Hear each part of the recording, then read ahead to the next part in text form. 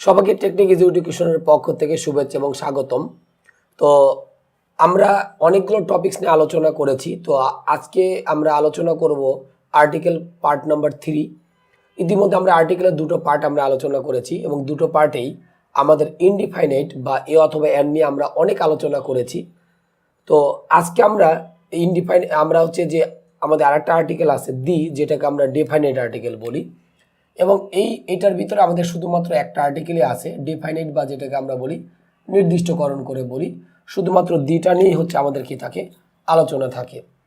Definite বা দি নিয়ে আমাদের যে আলোচনাগুলো থাকে সেটাকে আমরা হচ্ছে দি আমরা বলে থাকি। তো এই ডিফাইনাইটের ভিতরে আমাদের শুধুমাত্র কিন্তু আর্টিকেল দিটা নিয়ে আমরা আলোচনা করে থাকি।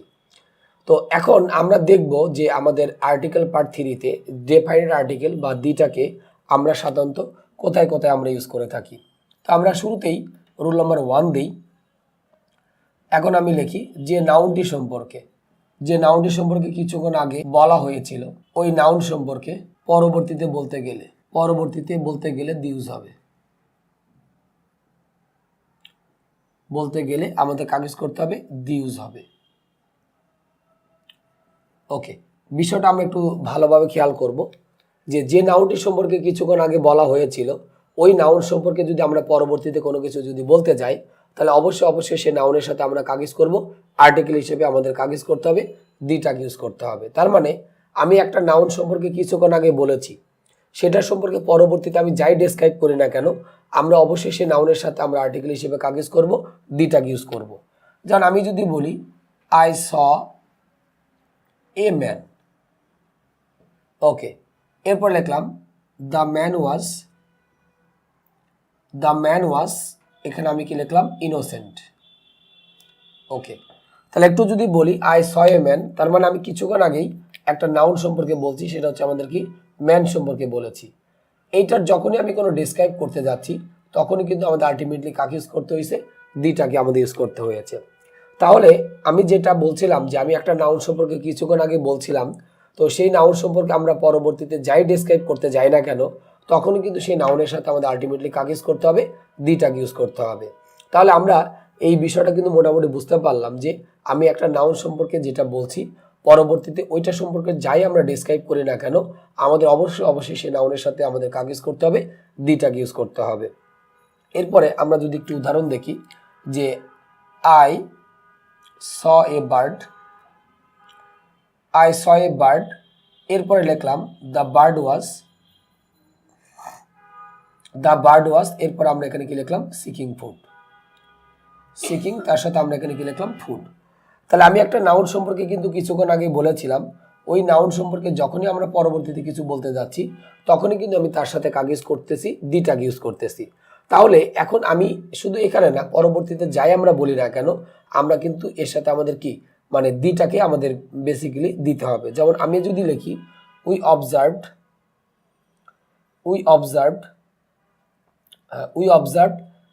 এখানে লিখলাম এ রিভার। অবজার্ভ মানে আমরা জানি পর্যবেক্ষণ করা, তো আমরা একটা নদী কি করেছিলাম, পর্যবেক্ষণ করেছিলাম। এরপরে আমরা যদি লিখলাম the river was very large, and ডিপও আমরা দিতে পারি ভেরি লার্জ। তাহলে আমি কিছুক্ষণ আগে যে কথাটা বললাম যে আমরা একটা কি করেছিলাম, নদী হচ্ছে পর্যবেক্ষণ করেছিলাম, নদীটা আমাদের অনেক বড় ছিল। তাহলে আমি একটা নাউন সম্পর্কে বলেছি, সেই নাউন সম্পর্কে পরবর্তীতে যখনই কোনো ডিসক্রাইব করতে যাব, তখনই কিন্তু আমাদের তার সাথে কাকে ইউজ করতে হবে, দিটাকে ইউজ করতে হবে। তাহলে এই বিষয়টা আমাদের একটু মনে রাখা দরকার যে আমি একটা নাউন সম্পর্কে কিছুক্ষণ আগে বলেছি, পরবর্তীতে আমি যাই বলতে যাই না কেন, ওই নাউনের সাথে অবশ্যই আমরা কাকে ইউজ করবো, আর্টিকেল হিসেবে আমরা কাকে ইউজ করবো, দিটাকে আমরা ইউজ করব। এবং এটা করতেই হবে, কারণ যে নাউন আমি হয়তো যে একদিকে তাকিয়ে আছি, আমি যদি উল্টো দিকে যদি তাকাই, তাহলে সেটা কিন্তু আলটিমেটলি আমাদের কি হয়ে যাবে, পাস্ট হয়ে যাবে।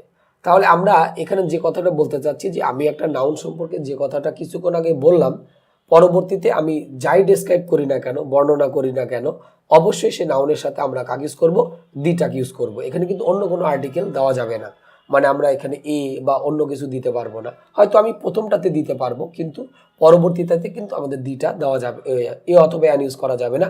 আমাকে মাস্ট বি কিন্তু কি ইউজ করতে হবে, দিটাকে ইউজ করতে হবে।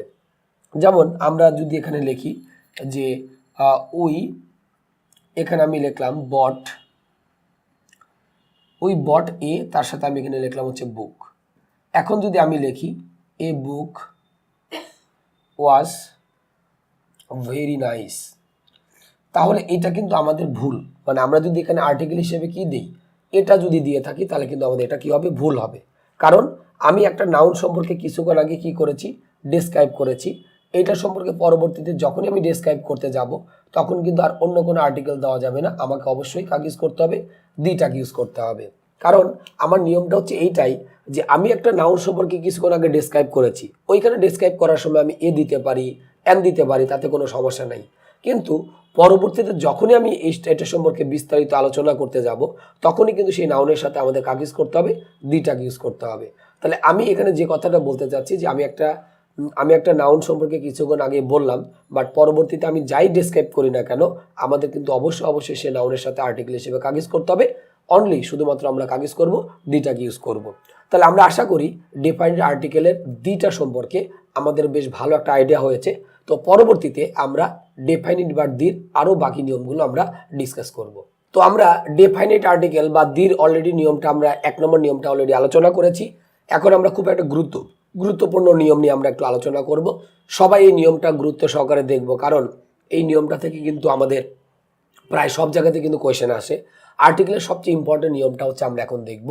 তো আশা করি সবাই মনোযোগ সহকারে এই নিয়মটা দেখবেন। তো আমরা সবাই দুইটা নাউনের সাথে পরিচিত, একটা হচ্ছে কি ম্যাটেরিয়াল, এবং হচ্ছে আমাদের কি আরেকটা নাউন হচ্ছে অ্যাবস্ট্রাক্ট। ম্যাটেরিয়াল আর হচ্ছে আমাদের অ্যাবস্ট্রাক্ট নাউন। তো আমরা জানি যে ম্যাটেরিয়াল এবং অ্যাবস্ট্রাক্ট নাউন দুইটা নাউন কিন্তু আনকাউন্টেবল। আমি নাউনের পার্টে কিন্তু দেখিয়েছি যে আমাদের কোন নাউনগুলো কাউন্টেবল এবং কোন নাউনগুলো কিন্তু আনকাউন্টেবল। তো এখন বিষয়টা যেটা থাকে যে ম্যাটেরিয়াল এবং অ্যাবস্ট্রাক্ট নাউনের সাথে সাধারণত কোনো প্রকার আর্টিকেল ইউজ করা হয় না। সাধারণত কোনো প্রকার আর্টিকেল ইউজ হয় না। ওকে, তাহলে আমি এখানে যেটা বললাম যে ম্যাটেরিয়াল এবং অ্যাবস্ট্রাক্ট নাউনের সাথে সাধারণত কোনো প্রকার আর্টিকেল ইউজ হয় না। আমরা এটা সবাই মোটামুটি জানি যে ম্যাটেরিয়াল এবং অ্যাবস্ট্রাক্ট নাউনের সাথে সাধারণত কোনো প্রকার আর্টিকেল ইউজ করা হয় না। কিন্তু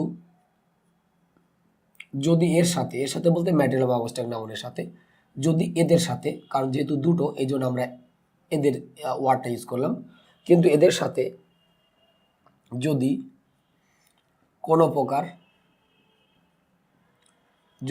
প্রকার কোয়ালিফাইং ফ্রেজ, যদি এর সাথে কোনো প্রকার কোয়ালিফাইং ফ্রেজ অবলিক দিয়ে আমরা লিখি কোয়ালিফাইং ক্লজ দেওয়া থাকে,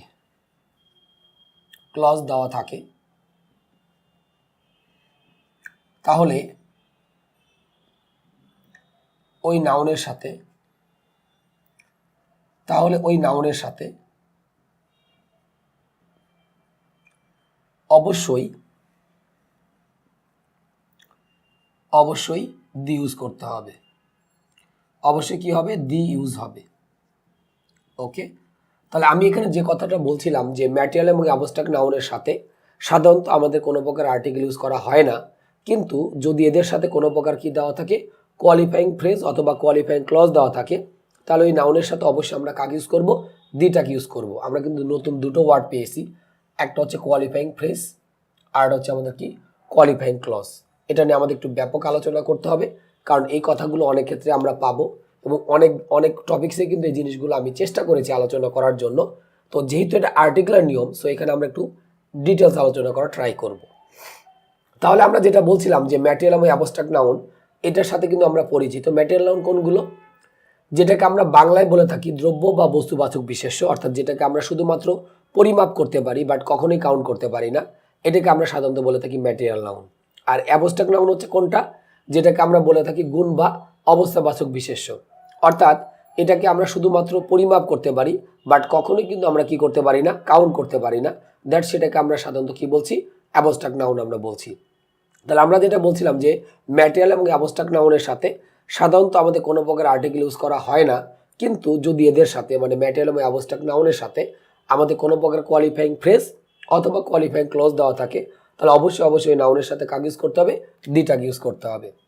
তো আমরা যদি একটু উদাহরণ দেখি, যেমন আমি এখানে লিখলাম যে water is essential for everyone. আমরা সবাই জানি ওয়াটারটা কিন্তু আমাদের ম্যাটেরিয়াল নাউন। আমরা শুধু পরিমাপ করতে পারি যে এখানে 1 লিটার পানি আছে বা 5 লিটার পানি আছে, কিন্তু আমরা কিন্তু বলতে পারি না এখানে কয়টা পানি আছে, কারণ ওয়াটারটা হচ্ছে আনকাউন্টেবল। ওকে, তাহলে আমরা এখানে লিখলাম যে water is essential for everyone. তো আমরা একটা বিষয় জানি যে যেখানে প্রিপজিশন থাকবে সেখানে কিন্তু আমরা কি পাবো, ফ্রেজ পাবো। তাহলে আমরা যখন বললাম ফর এভরিওয়ান, এটাকে আমরা কি বলতেছি, ফ্রেজ। কেন? কারণ এই ওয়ার্ডটা কিন্তু আমরা কি দিয়ে যুক্ত করেছি, প্রিপজিশন দিয়ে কিন্তু যুক্ত করেছি। তাহলে প্রিপজিশন যুক্ত ওয়ার্ড মানেই সেটাকে আমরা কি বলতেছি, ফ্রেজ। আমরা অলরেডি ফ্রেজ পেয়ে গেছি। আচ্ছা, এখন আমি আরেকটা সেন্টেন্স লিখব যেটা আমাদের জন্য খুব দরকার এবং এই ডিফারেন্সটা তৈরি করার জন্য। আমরা আরেকটা সেন্টেন্স যদি লিখি, যেমন লিখলাম the water of this pond, the water of this pond is, এর সাথে আমি এখানে কি লিখলাম, পিওর। ওকে, তাহলে এখানেও কিন্তু এই সেন্টেন্সে কিন্তু আমাদের প্রিপজিশন দেওয়া আছে, কোনটা, অফ। অফটা কি প্রিপজিশন, তাহলে প্রিপজিশন যুক্ত ওয়ার্ড মানে সেটাকে আমরা কি বলতেছি, ফ্রেজ। এখন একটা কথা একটু মনে রাখতে হবে, একটা কিন্তু শুধু ফ্রেজ আর একটাকে আমরা কি বলতেছি, কোয়ালিফাইং ফ্রেজ। তাহলে এই যে আমরা দুইটা সেন্টেন্স লিখলাম যে water is essential for everyone, আর একটা লিখছি the water of this pond is pure. তাহলে আমরা যেটা বলছিলাম যে প্রিপজিশন যুক্ত ওয়ার্ড মানে আমরা সেটাকে আমরা কি বলতেছি, ফ্রেজ বলছি। তাহলে প্রথমটা কিন্তু শুধু ফ্রেজ, কারণ নাউনের একদম সাথে কিন্তু দেওয়া নাই, একটু পরে দেওয়া আছে। একটু পরে থাকলে কিন্তু সেটাকে আমরা কোয়ালিফাইং ফ্রেজ বলবো না, আমরা কি বলবো, শুধুমাত্র ফ্রেজ বলবো। আমি সংক্ষেপে পিএইচ দিয়েছি, মানে ফ্রেজের সংক্ষিপ্ত রূপ হিসেবে পিএইচটাকে ইউজ করা হয়েছে। তাহলে প্রথমটা কিন্তু আমরা কি বলছি, শুধু ফ্রেজ। আর পরেরটাকে আমরা এখানে কি বলবো, পরেরটাকে আমরা বলবো হচ্ছে কি কোয়ালিফাইং ফ্রেজ। কেন? কারণ এই ফ্রেজটা কিন্তু নাউনের কোথায়, একদম সাথে দেওয়া আছে। তাহলে যে ফ্রেজটা নাউনের একদম সাথে দেওয়া থাকবে সেটাকে আমরা কি বলবো, কোয়ালিফাইং ফ্রেজ। তাহলে পার্থক্যটা কিন্তু এইটাই যে শুধু ফ্রেজ থাকলে আমি কিন্তু কখনোই নাউনের সাথে ইউজ করব না, বাট কোয়ালিফাইং ফ্রেজ থাকলে অবশ্যই সে নাউনের সাথে আমাদের কাকে ইউজ করতে হবে, আর্টিকেল হিসেবে দিটাকে ইউজ করতে হবে। তাহলে প্রথমটা আমাদের শুধু ফ্রেজ ছিল, বিধায় আমি নাউনের সাথে কিন্তু ইউজ করি নাই। আর পরেরটা হচ্ছে কোয়ালিফাইং ফ্রেজ। কিভাবে বুঝলাম, এই ফ্রেজটা নাউনের একদম সাথে কিন্তু লেগে দেওয়া আছে। তাহলে যে ফ্রেজটা নাউনের একদম সাথে থাকবে সেটাকে আমরা কি বলতেছি, কোয়ালিফাইং ফ্রেজ। আর কোয়ালিফাইং ফ্রেজ থাকলে অবশ্যই সেই নাউনের সাথে আমরা কাকে ইউজ করব, আর্টিকেল হিসেবে দিটাকে ইউজ করব। তাহলে আমরা এই বিষয়টা কিন্তু মোটামুটি বুঝতে পারলাম যে শুধু ফ্রেজ আর কোয়ালিফাইং ফ্রেজের ভিতরে আমাদের পার্থক্যটা কি। আমরা আরেকটু উদাহরণ দেখি, যেমন আমি যদি বলি যে গোল্ডও কিন্তু আমাদের একটা ম্যাটেরিয়াল নাউন। আমি এখানে লিখলাম gold is a precious metal. আমি এখানে লিখলাম হচ্ছে কি প্রিসিয়াস মেটাল। এরপর লিখলাম ফর এভরিওয়ান। এখানে আমরা কি লিখলাম, এভরিওয়ান। ওকে, তাহলে আমাদের প্রিপজিশন মানে সেটা হচ্ছে ফ্রেজ। তাহলে ফর এভরিওয়ান যখন বলতেছি দ্যাটস, এটাকে আমরা কি বলতেছি, ফ্রেজ। আর যদি আমরা আরেকটা সেন্টেন্স যদি লিখি যে দ্য গোল্ড, আরেকটা লিখলাম হচ্ছে the gold of this ring. The gold এর সাথে আমরা লিখলাম অফ দিস রিং ইজ, এর সাথে আমরা এখানে কি লিখতেছি, পিওর। তাহলে এখানেও কিন্তু আমাদের প্রিপজিশন যুক্ত ওয়ার্ড আছে, সেটা হচ্ছে কি অফ দিস রিং, দ্যাটস, এটাকেও আমরা কি বলতেছি, ফ্রেজ। তাহলে আগেটা ছিল শুধু ফ্রেজ, বাট এটাকে আমরা কি বলবো, কোয়ালিফাইং ফ্রেজ বলবো। এখন এই শুধু ফ্রেজ আর কোয়ালিফাইং ফ্রেজটা কিন্তু আমাকে চিনতেই হবে, কারণ শুধু ফ্রেজ থাকলে আমি কিন্তু নাউনের সাথে কি করছি না, দিটাকে কিন্তু ইউজ করতেছি না। বাট যদি কোয়ালিফাইং ফ্রেজ থাকে তাহলে অবশ্যই সে নাউনের সাথে আমাদের আর্টিকেল হিসেবে কাকে ইউজ করতে হবে, দিটাকে কিন্তু ইউজ করতে হবে। তাহলে আমরা বিষয়টা কিন্তু মোটামুটি বুঝতে পারলাম যে শুধু ফ্রেজ থাকলে আমরা কিন্তু কখনোই কোনো নাউনের সাথে ইউজ করি না, বাট যদি কোয়ালিফাইং ফ্রেজ যদি থাকে তাহলে অবশ্যই সে নাউনের সাথে আমাদের কি করতে হবে, আর্টিকেল হিসেবে দিকে ইউজ করতে হবে। আর শুধু ফ্রেজ কোনটা, যে নাউনের সাথে থাকবে না, একটা ওয়ার্ড পরেও যদি থাকে সেটা কিন্তু শুধু ফ্রেজ। আর কোয়ালিফাইং ফ্রেজ মানে হচ্ছে ওই নাউনটা একদম নাউনের কোথায়, সাথেই থাকতে হবে, অন্য কোথাও থাকলে কিন্তু আমাদের হবে না। তাহলে আমরা এই বিষয়টা কিন্তু মোটামুটি বুঝতে পারলাম যে শুধু ফ্রেজ থাকলে আমরা নাউনের সাথে ইউজ করব না, বাট কোয়ালিফাইং ফ্রেজ যদি থাকে সেটা যে নাউনই হোক, ম্যাটেরিয়াল নাউন হোক, অ্যাবস্ট্রাক্ট নাউন হোক, আমরা অবভিয়াসলি তার সাথে আমরা কাকে ইউজ করব, দিটাকে কিন্তু আমরা মূলত হচ্ছে ইউজ করব আর কি। তো আমরা কোয়ালিফাইং ফ্রেজটা আমরা দেখলাম, এরপর আমরা কোয়ালিফাইং ক্লজটা দেখব। তো হচ্ছে আমরা কোয়ালিফাইং ফ্রেজটা সম্পর্কে আমাদের মোটামুটি সবারই আইডিয়া হয়ে গেল যে কোয়ালিফাইং ফ্রেজ কোনটা আর শুধু ফ্রেজ কোনটা। এখন আমরা একটু কোয়ালিফাইং ক্লজ দেখি। যেমন আমি যদি এখানে লিখি যে সাইলেন্স ইজ কনসেন্ট দ্যাট, এরপর আমরা কি লিখলাম এভরিবডি নোজ। ওকে, তাহলে এই যে আমরা সেন্টেন্সটা লিখলাম যে silence is consent that everybody knows, তাহলে আমরা জানি সাইলেন্সটা কিন্তু আমরা জানি অ্যাবস্ট্রাক্ট নাউন, কারণ যে কোনো শব্দের শেষে যদি ইএনসি এটা যদি দেওয়া থাকে তাহলে সেটাকে আমরা কি বলে থাকি, আমরা বলে থাকি অ্যাবস্ট্রাক্ট নাউন। তাহলে যখন আমি লিখলাম silence is consent that everybody knows, এটা কিন্তু আমাদের কি ছিল, অ্যাবস্ট্রাক্ট নাউন ছিল। ওকে, আর আমি যদি বলি এখানে ক্লজ কোনটা, তাহলে দ্যাট এভরিবডি নোজ এটাকে আমরা কি বলতেছি, ক্লজ মানে সাবঅর্ডিনেট ক্লজ আমরা বলছি। আমরা জানি যে কিভাবে একটা সেন্টেন্সের মধ্যে থেকে ক্লজটাকে বের করতে হয়। যদি কারো কোনো প্রবলেম থাকে তাহলে ক্লজের যে পার্টটা আছে সেখানে অবশ্যই আমরা দেখে নিব। তাহলে আমি এখানে যেটা লিখেছিলাম যে silence is consent that everybody knows, এখানে আমাদের সাবঅর্ডিনেট ক্লজ হচ্ছে কোনটা, দ্যাট এভরিবডি নোজ, দ্যাটস এটা হচ্ছে সাবঅর্ডিনেট ক্লজ। ওকে, তো আমাদের ক্লজটা কিন্তু নাউনে একদম সাথে কিন্তু নাই, একটু পরে দেখতে পাচ্ছি। বাট যদি আমি সেন্টেন্সটা এইভাবে লিখি যে the silence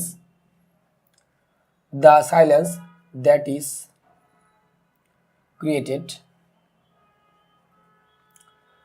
created this situation, এরপর আমরা কি লিখলাম ইজ হিয়ার। ওকে, ভালো কথা। তাহলে the silence that is created this situation is here, তাহলে আমি যদি বলি এখানে আমাদের সাবঅর্ডিনেট ক্লজ কতটুকু, দ্যাট থেকে শুরু করে সিচুয়েশন পর্যন্ত পুরোটাই কিন্তু আমাদের কিন্তু সাবঅর্ডিনেট ক্লজ, এবং এটা কিন্তু সাইলেন্স এই নাউনের একদম কোথায়, সাথে কিন্তু দেওয়া আছে। তাহলে যদি কোনো সাবঅর্ডিনেট ক্লজ নাউনের একদম সাথে দেওয়া থাকে তাহলে অবশ্যই সেই নাউনের সাথে আমাদের কাজ ইউজ করতে হবে, দিটাকে ইউজ করতে হবে।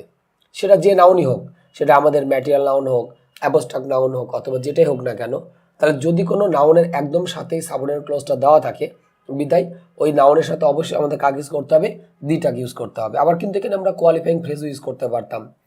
যেমন আমি যদি বলতাম the silence of this place, এরপর লিখলাম is very strange, is very তার সাথে আমি লিখলাম স্ট্রেঞ্জ। তাহলে অফটা হচ্ছে প্রিপোজিশন, তাহলে প্রিপোজিশন যুক্ত ওয়ার্ড মানেই আমরা কি বলছি, ফ্রেজ, এবং এই ফ্রেজটা নাউনের কোথায়, একদম সাথে কিন্তু দেওয়া আছে বিদায় আমি তার সাথে কিন্তু আর্টিকেল হিসেবে কাকে ইউজ করেছি, দিটাকে আমরা ইউজ করেছি। তাহলে আমাদের কাছে যে বিষয়টা দাঁড়ালো যে এরকম যদি কোনো ফ্রেজ নাউনে একদম সাথে দেওয়া থাকে, অথবা যদি কোনো সাবঅর্ডিনেট ক্লজ নাউনে একদম সাথে দেওয়া থাকে, তখন সেটাকে আমরা কি বলে থাকি, কোয়ালিফাইং ফ্রেজ বা কোয়ালিফাইং ক্লজ বলে থাকি। আর কোয়ালিফাইং ফ্রেজ বা কোয়ালিফাইং ক্লজ থাকা মানে আমাদের ওই নাউনের সাথে কিন্তু অবশ্যই কি করতে হবে, আর্টিকেল হিসেবে আমরা কাকে ইউজ করবো, একমাত্র দিটাকে ইউজ করব, অন্যগুলো কিন্তু আমরা ইউজ করতে পারবো না। তাহলে আমরা আশা করি এই বিষয়টা খুব ভালোভাবে আমরা বুঝতে পেরেছি যে যদি কোনো এরকম ক্লজ নাউনে একদম সাথে দেওয়া থাকে, অথবা যদি কোনো ফ্রেজ নাউনে একদম সাথে দেওয়া থাকে, দ্যাট সেটাকে আমরা কি বলে থাকি, কোয়ালিফাইং ফ্রেজ বা কোয়ালিফাইং ক্লজ, এবং সেই নাউনের সাথে অবশ্যই আমাদের আর্টিকেল হিসেবে আমাদের কাকে ইউজ করতে হবে, দিটাকে ইউজ করতে হবে। তাহলে আমরা আশা করি যে কোয়ালিফাইং ফ্রেজ এবং কোয়ালিফাইং ক্লজ কোনটা এটা আমরা বুঝতে পেরেছি। তো এরপরে আমরা চলে আসি রুল নম্বর 3-তে।